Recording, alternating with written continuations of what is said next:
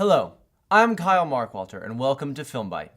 This time on Film Bite Reviews, I'll be looking at Martin Scorsese's 2011 film, Hugo.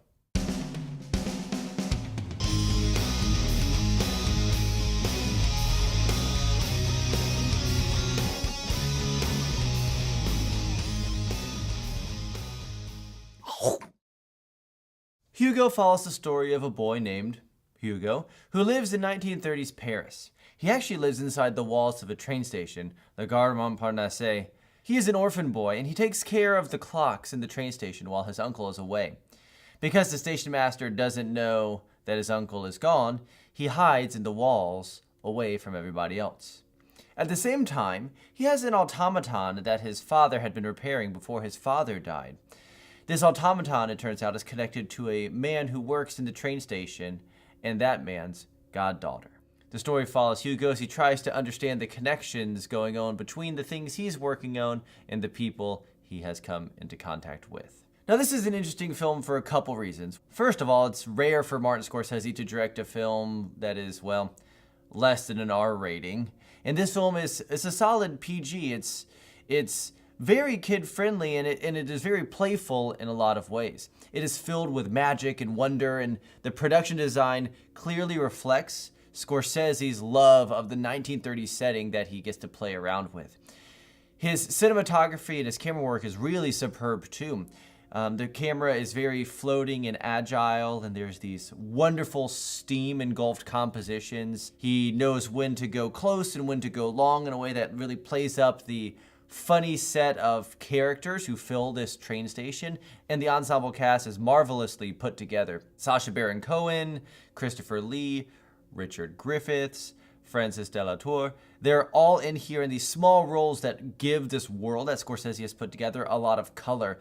And we know that Scorsese is really good at this kind of thing. We've seen him create these really realistic historical worlds in things like Gangs of New York, and he's done a really good job of putting together a similar world here.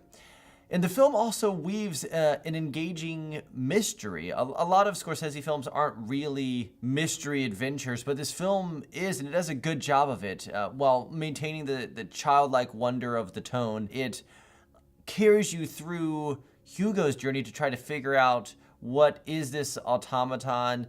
Why is it coming up now in connection with this man and this girl in this train station? And what is Hugo's purpose in this world, even if all the adults in his life have gone? But it is one of those films that definitely requires, or at least relies heavily on, the viewer's connection and love of cinema and its history.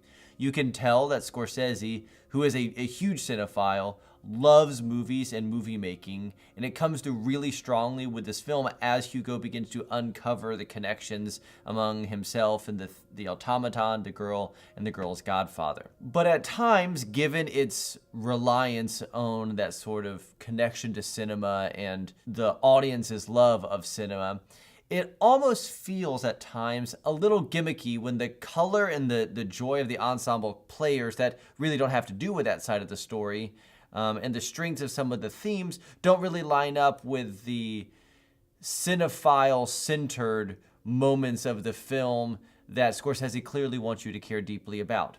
For me as a cinephile, I love those moments, and it's really cool to see film history and certain aspects of what I know from early filmmaking and 1930s filmmaking in France and earlier sort of play out across this film. But for others, I'm not sure how strongly it would make a connection, how strongly it would land. And at the time, for audiences, it really didn't seem to land very strongly. The film was not a financial success at all. It barely made a little more than budget, although it was nominated for something like 11 Academy Awards that year, I think more than any film at that Oscar ceremony. I give it 3 out of 5. It is engaging, it is funny, it is poignant, but does not bring all of the disparate parts of the film together in a way that is organic and works in a conclusion that leaves you satisfied, even though Scorsese has created a conclusion that's meant to give you that sense of satisfaction. Thank you for watching. Once again, this is Kyle Markwalter for Film Bite. Remember, every movie I review is worth watching. Taste takes training, so train yours. Please subscribe to my channel and leave any comments below.